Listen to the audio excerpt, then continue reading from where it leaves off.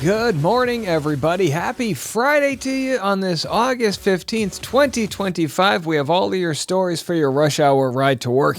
Today's featured story is going to include the trial of Laura Owens.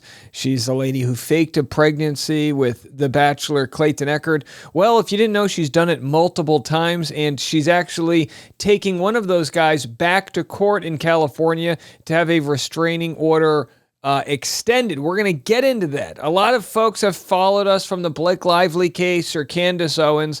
We have 50, 60,000 new subscribers that are unfamiliar with this story. It's infuriating, but the good news is now that Laura is trying to extend her restraining order in California, it may open her up to some new liabilities with some of the fraud she's completing. So we're going to get into all of that. But I've also got some good karma stories we'll cover. Again, we love our morning Fridays here. Try to give you some good news. Let's start with Taylor Swift. Of course, she didn't just go on Travis Kelce's podcast to not leave any Easter eggs, right? Here we have a couple podcasters dissecting what they think is coming next. Have a listen. And this is my other theory. GQ interview, Travis.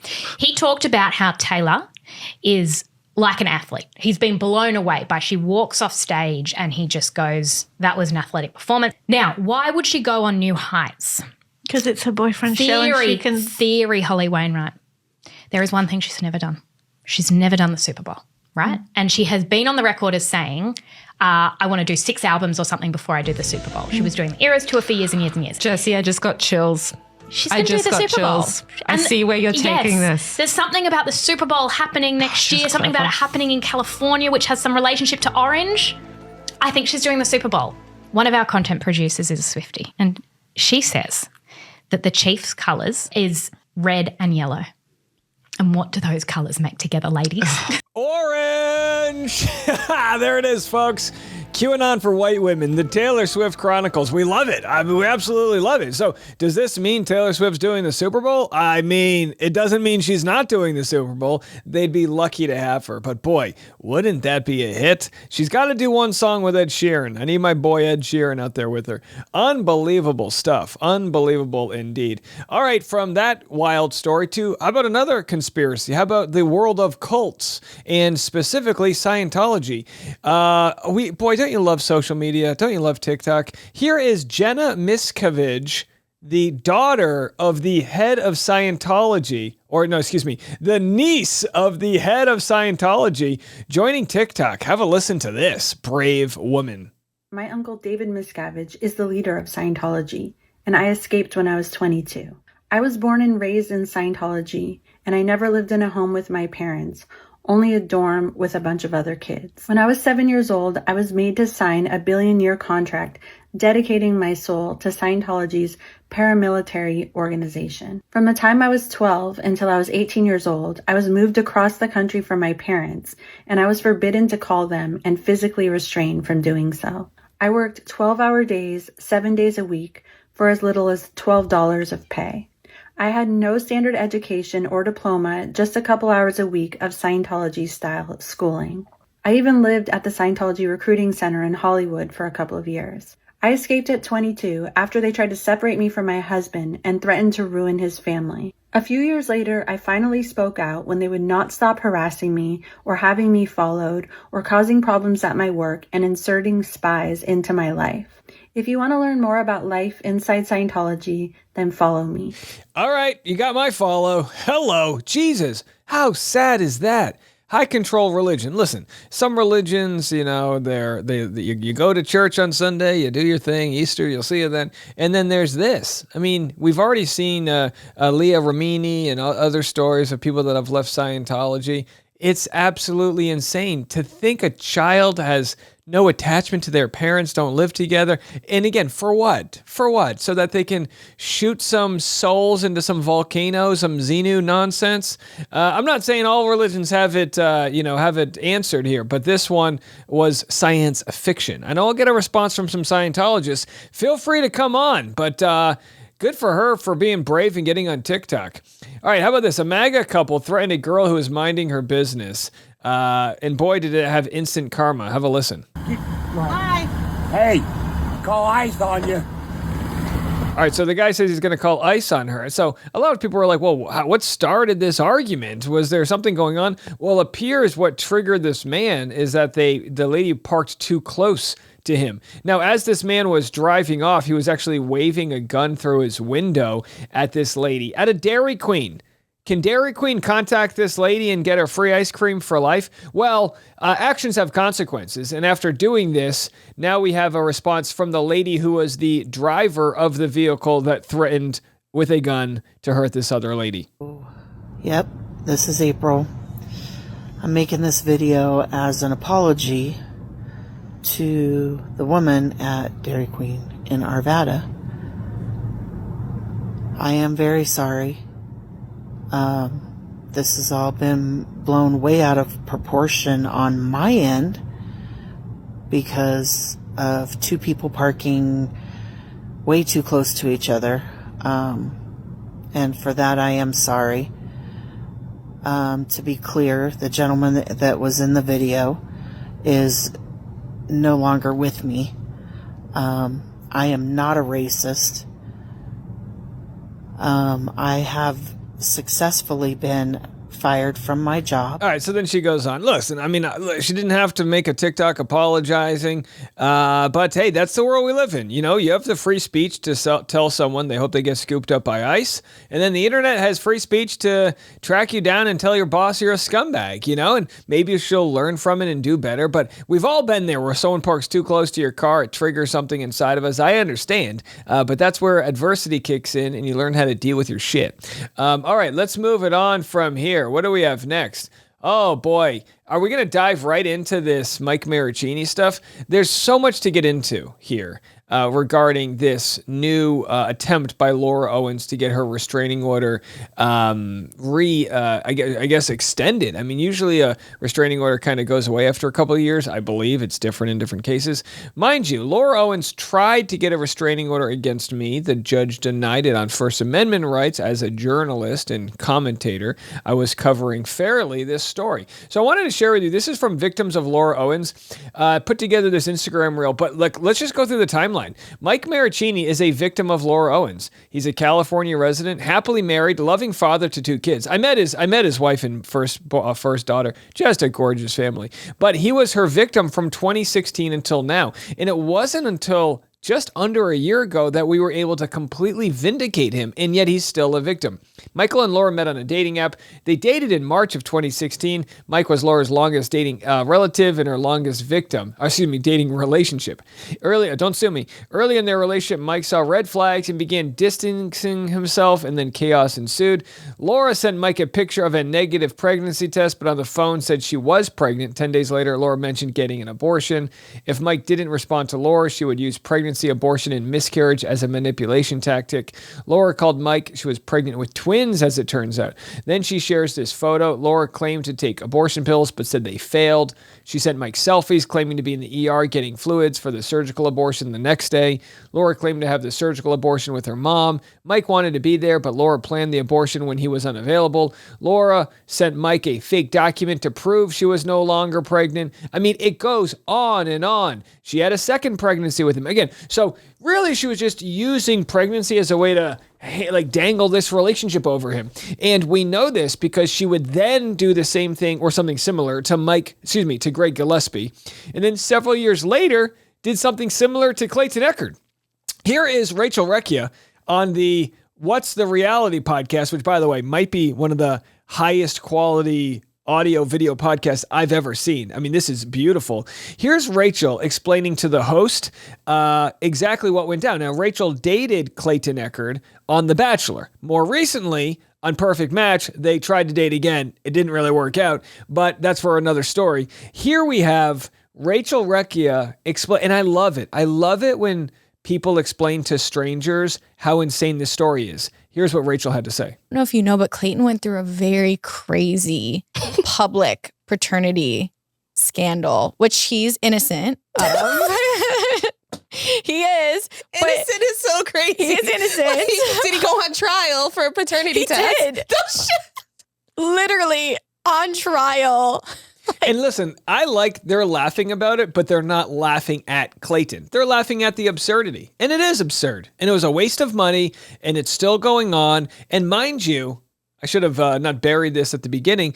Laura Owens is being charged. She is charged with 7 felonies over this. This never happens. It took her doing this to at least 3 different men in different shapes and forms before we finally caught up to her and put a public campaign to stop her in her tracks. Meanwhile, she's going to court in January. I, Dave Neal, am a star witness in the trial, of course, for evidence you're about to see. But even with all of that, she's still going after Mike Marchini, one of her first victims. And she's still, trying to publicly humiliate him. I'll share that in a minute. Like this man.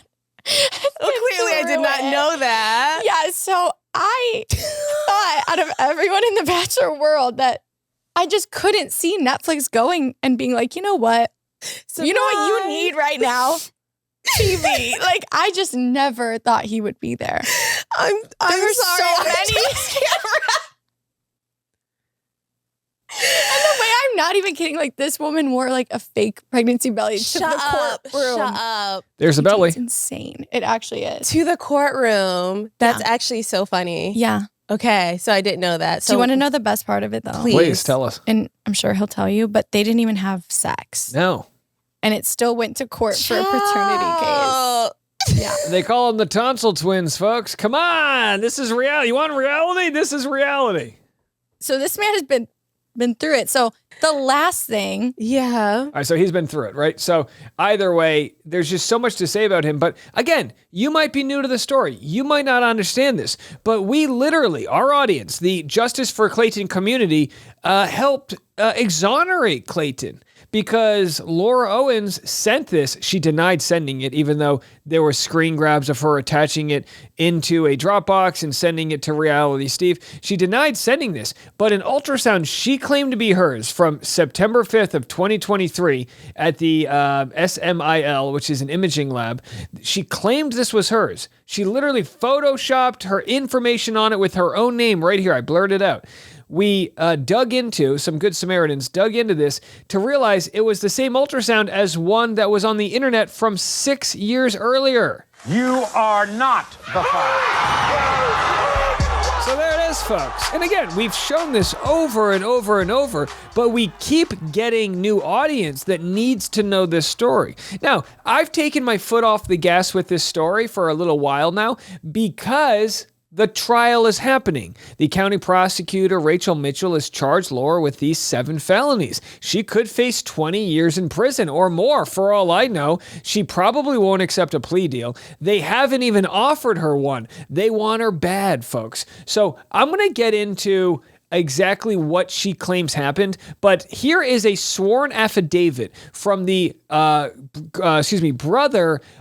this is from the brother of Mike Marchini's. This is from the boyfriend of Mike Marchini's sister. It's complicated, but this is from years ago. He said, I remember being called to come to her apartment in December of 2016 for a meeting with her father to discuss her desire to continue their relationship with Mike. Laura had been claiming that she was pregnant and had been threatening him with not having an abortion if he ceased dating her. Additionally, Laura had been indicating that she was contemplating suicide at the thought of their relationship ending. So this claim was made in 2016. Now, she's threatened suicide if I don't stop reporting. She's literally threatened it with everybody, all because she uses whatever weapons she can to get her way. So this happened in 2016. Without people even knowing that this happened, she then did something similar to Greg Gillespie, and then did something similar to Clayton Echard, which is she tried to get Clayton to sign a dating contract to say, if you date me with intention, I'll take the abortion pills. So she fakes a pregnancy, and then she says, date me, and I'll take the abortion pill. It's like a kill switch she has. So they had no idea this was happening. All of these court documents weren't connected till years later. But Laura's father, who by the way is he's Ron Owens. He's in the Radio Hall of Fame in San Fran. Who the hell cares? Oh, sorry, just got knocked up. But the father steered the conversation and said that his daughter had a tendency to exaggerate or even flat out make things up. She was complaining of depression and suicidal thoughts at the fear of her relationship with Michael ending and was very distraught. So Ron Owens here says, do the right thing, date her, and then I'll help you out after. How did that work out for Mike Marchini? How about 9 flipping years later and he's still dealing with this? It's absolutely wild. Now you might say, Dave, this is crazy. It should be a documentary. It should, and it is, and it will become one. But you have to sort of be the tip of the spear to end this madness. And the only reason I picked up the tab was because I couldn't believe it was happening. And we raised money for a bunch of different legal fees, and we'll get into some more of that in a minute. But here we have multiple attempts by Laura Owens to serve him paperwork to continue her restraining order. We are pushing on a decade later. She lives in Arizona. He lives in San Francisco. He literally can't interview for a job without getting turned down because he probably is not passing a background check. She declares under penalty of perjury that what she says is true. Here she is, Laura Owens and Michael Marchini. Declaration of Laura Owens in support of request to reschedule hearing to renew the restraining order. Now, again, she's in trial for heavy stuff. She is in a criminal trial in Arizona, and she's still pulling this bullshit on Michael.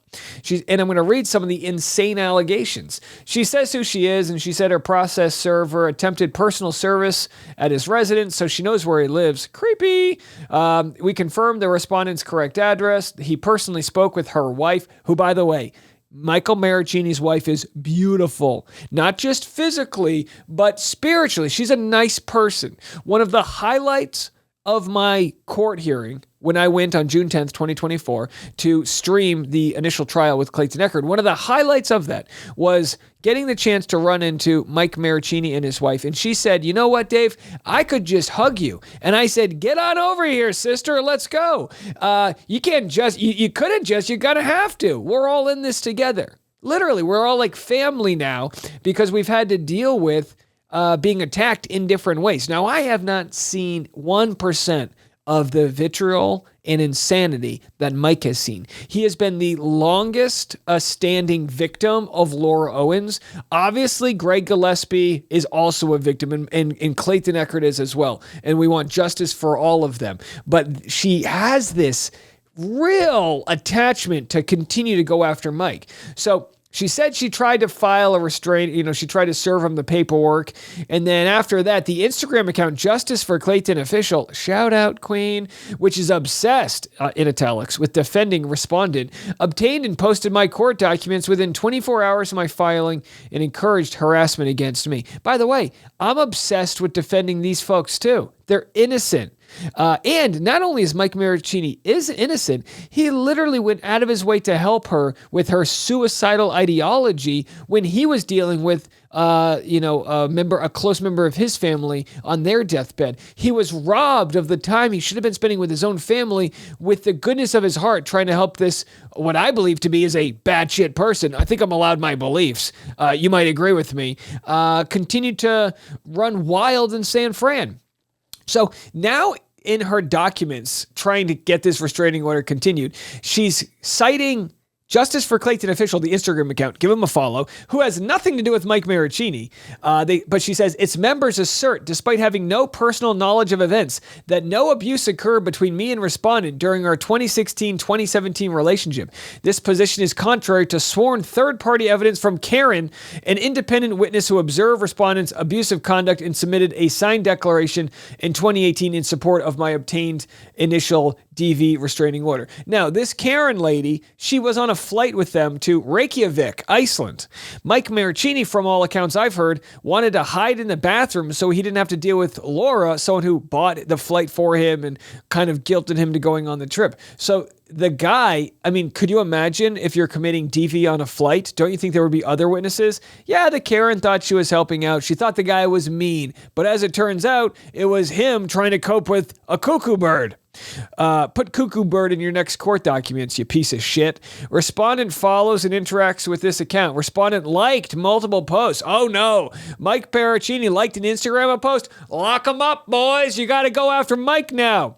So he was, and here he is. Photos of Mike, and she's putting them in her court documents. The account made several posts mocking Laura's inability to serve him. So she's mad that people are mocking her. By the way, mockery is one of the greatest tools you can use against a cuckoo bird. You got to mock somebody. You got to get them a little mockery, right?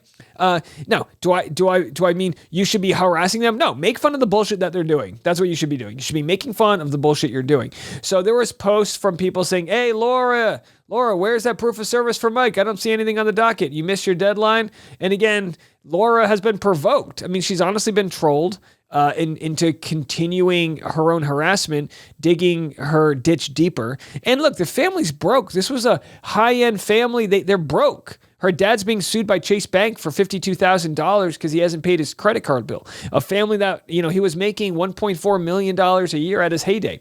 So she says the taunting's not limited to Instagram. A Twitter account posted a screenshot. Wah, wah, wah. So she talks about these posts as proof of service requirements, service deadlines, and my specific filings. California law, and then she cites California law. Good ChatGPT use of the court system. Given respondents' repeated evasion, confirmed residence, and public engagement with the case, I respectfully request that the court authorize alternative service by posting a copy of the hearing notice and related documents at respondent's residence and mailing a copy to that address and deem respondent served as of the date of posting. So she wants a red scarlet letter put in front of his house. Absolutely ridiculous. And that's Laura Owens for you, folks. So she's pursuing this restraining order. Listen, every once in a while, I got to speak to my audience like it's a one-to-one relationship. Let me just try my best. I know I've tried this for 2 years, but let me try it one more time. Laura, shut the fuck up. Laura, quit your bullshit. Don't you realize you're about to do hard time in prison? Bitch, you're going to jail. Okay? There's smoking gun evidence against you. Will somebody take this chick's phone away and just pull the internet and tell her to go get a job at Target or something? Good golly, go pet your horse and leave this man alone. He's in a different state. He wants nothing to do with you. And when I talk about proof, we paid good money to have, and by golly, my audience really picked up the tab on this one. We paid good money to fundraise for Mike Marchini to get a laptop certified by a professional forensic expert. And you know what they did when they opened the laptop? They found this photo. Well, what's this photo? I'll tell you what this photo is. This photo on the left or the right, to be quite honest, I don't know which one, was used when Laura Owens sent Mike Marchini proof she was at the doctor to get an abortion. She said, I'm going to get an abortion, so don't worry. It was kind of one of those, if you date me, I'll get this done. So she, shows up, damsel in distress. I think we all can agree these two photos were taken at the exact same time. These were taken at boop, boop, boop, taking photos together. Well, why is that important? This is how she's raising hell against him. A TED Talk that still exists. They're chicken shit. They turn the comments off, and they are letting this video still exist on the internet. Listen to this crock of absolute shit. Now, here's where I was when I actually posted it. In the hospital, after my abuser and I had a particularly rough night. Can you imagine the reaction my friends would have had if I posted my reality? Bitch, you don't have friends. That's why you have no witnesses. The state of affairs, and by the way, no offense to other bitches out there. There's bad bitches, there's cool bitches, and then there's cuckoo bird bitches, right? So this isn't, I'm not desecrating the whole gender here. Just trying to let this lady know she's a cuckoo bird in my humble opinion. So she's going after the guy again. Now she's lost a bunch of weight. She's going to claim emotional distress, and we're all, the product of it. She's going to cite different videos and whatnot. Finally, I got a half-ass apology out of her own lawyer this week because her lawyer threatened to make my wife, my unborn son, and myself homeless after they sue us all to hell. But what happened after he sued us to hell or threatened to sue us? We found the fake documents she sent us. That's right. She sent an HCG test level of 131,902 buried in an email. Months later, when Discovery come out, we find the actual documents say she had an HCG level of 102. HCG is a hormone that measures pregnancy, amongst other things. But there are certain pregnancy tests that won't even test positive at these low levels. She measured at this level. Some folks don't know how, but new information shown by the, prosecutors charging her reveals that somebody had contacted, some of these like clinics where you can get HCG to have it delivered to her. Wild stuff. Hey, but wait, there's more. We also know that she used this ultrasound from 2015. She used this ultrasound on the left to claim she was pregnant. Laura Owens, that's her name right there. Family Planning Associates, all this information. But when we zoomed into the ultrasound, first of all, we matched it to the one on the right. But then when we zoomed in, she obviously was trying to keep these things from being reverse image, searched or whatever. We find a Fiverr logo. Now, I can't zoom in much more than that, but if you can't see it, it's there, a Fiverr logo. So that's it, the Fiverr babies. So we figured that out. I mean, and you know what? We're not even tipping the iceberg of the shit we have on her. They're saying the trial might be 2 weeks long. We'll be here to cover it. We will be here to cover it. We ain't going away. Mike's not going away. Let me tell you this. I can tell you what I know about Mike. He's a happy guy. He hit the lottery. He's got 2 healthy kids, a beautiful wife. He's just living the dream out there. And yet, wouldn't it be better if he didn't have to deal with someone like this? Couldn't take no for an answer, decided to make a whole story where she's the victim of his, and then not only do it once, but twice, 3, and possibly 4 times. You know, from the lawyer who represented Greg Gillespie and Clayton Echard, Greg Woodnick, he was threatened by her as she wrote to a judge and said he's part of a conspiracy to R-word her. Insane in the membrane, folks. Wild stuff. So yes, I'll be a star witness if they need me. I'll cut my hair, I'll put on a good suit, and I will share the truth, which is we're on the right side of this story. Now, a lot of new people out there might not have known what's going on. I apologize to those that have been around for a long time. This might feel redundant, I understand, but part of finding this justice is using the platform to elevate this story, get it to new people, and make sure they understand that you want to come mess with us and be a part of our community, you're on the right side of history. Because we are here to expose things from small town family court bullshit like this to whatever we need to in order to make sure that people are held accountable. And now we have it. So we'll be back this afternoon. We'll probably have some Blake Lively updates, Candace Owens. We got the whole smorgasbord of content, but needed to get this one to you. Tough day for Mike Marchini. What do we do moving forward? That's the question. Well, we are looking at doing a mail-in campaign to get the attention of California prosecutors.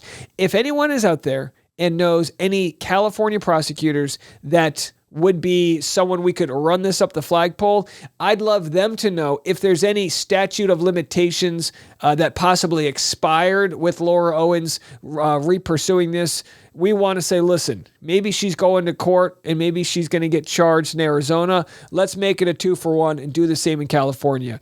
If she's not willing to own up to her lies and all of the issues she has, then, let the court system play out. That's all I can say. We'll be back this afternoon. I'm Dave. This is The Rush.